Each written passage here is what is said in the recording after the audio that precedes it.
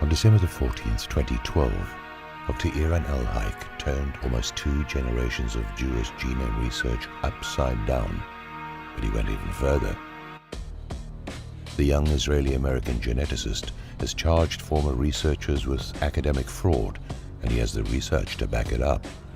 How could those eminent Jewish scientists before him have been so wrong? Easy, says Dr. El-Haik. First, these researchers decided what the conclusions they wanted to find, and then they set off to find evidence to support it. I was not bashing scientists. What El-Haik has described as full-on fraud. But why? Why would Jews who take such pride in their academic achievement risk exposing themselves to a group deception which was bound to be discovered sooner or later? Dr. El-Haik does not delve into the quicksand of the politics, but I will gladly do so. They perpetrated the fraud solely to support the bogus biblical claim to Palestine, which was anchored in their being a separate people. This distinguished them from all others because they claimed a land title in their blood.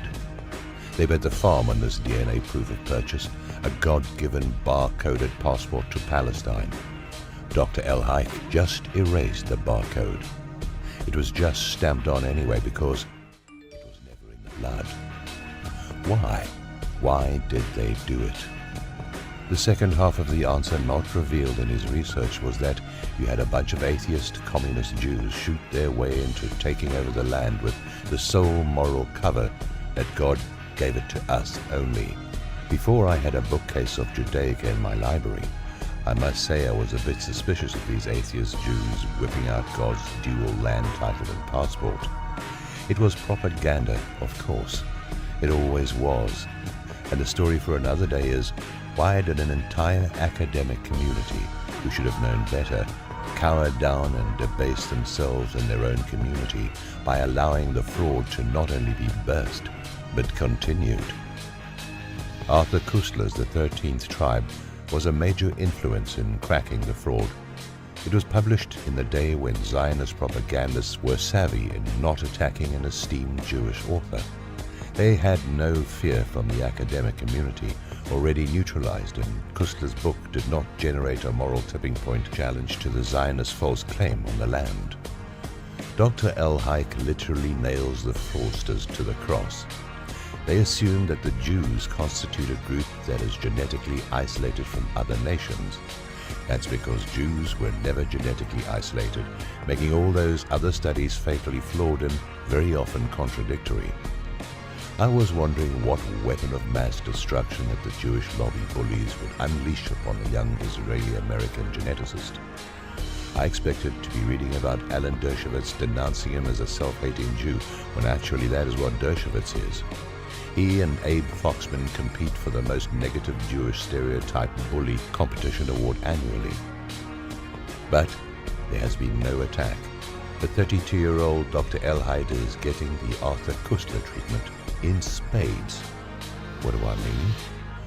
Well, his research paper was published by the Oxford University Press in the prestigious journal Genome Biology and Evolution.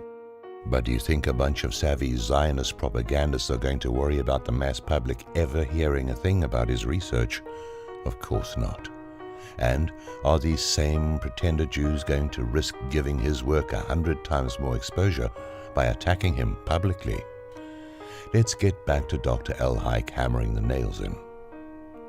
First, these researchers decided what conclusion they wanted to find, and then they set off to find evidence to support it.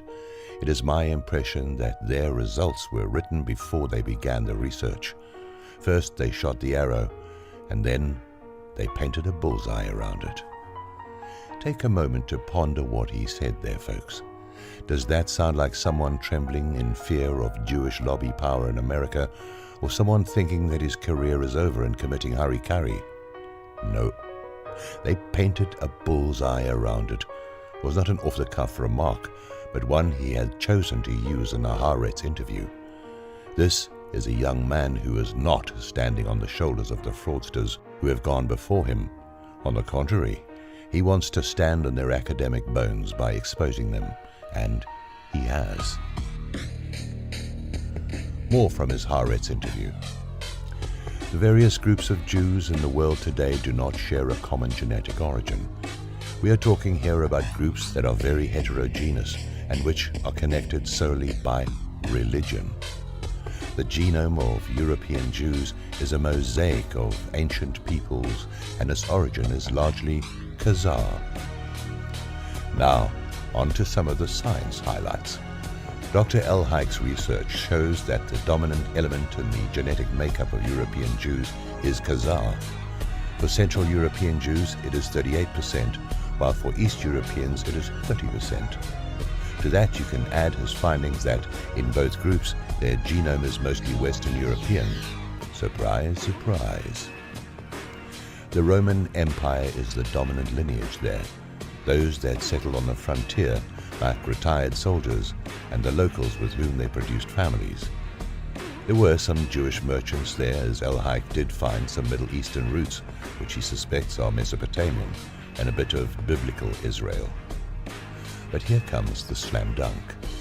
The Israel connection is such a tiny part of their overall genome that it cancels out their DNA title claim to the land. The good doctor would not wander into the swamp, but I will, by calling a spade a spade. What Dr. Elhaik has discovered, folks, is a reversed Holocaust, the inventing of huge numbers of pseudo-Jews who have no more a blood claim to the land of Palestine than I do, even if I converted. What I have just stated in no way challenges a religious or cultural affiliation. But, as we all know, most Jews are not religious, including in Israel, where way more than most are not.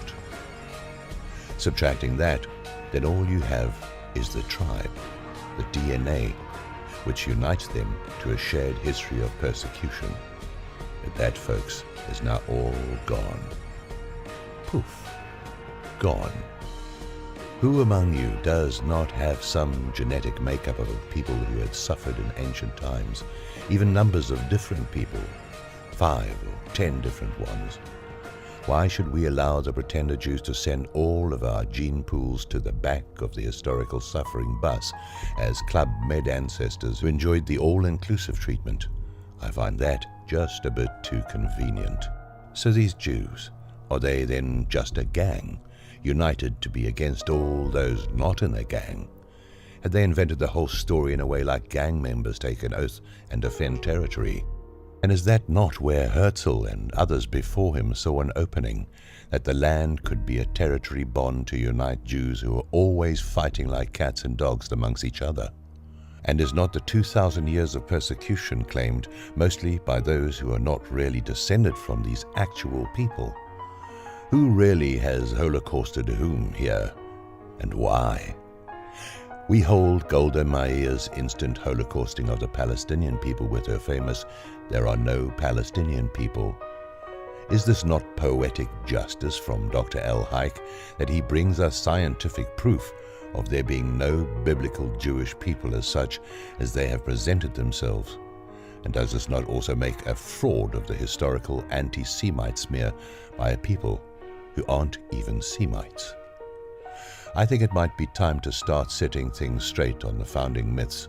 I must admit that I never expected to get a free ticket to the truth from a smart young Israeli doctor from Johns Hopkins who has his moral rudder deep in the water.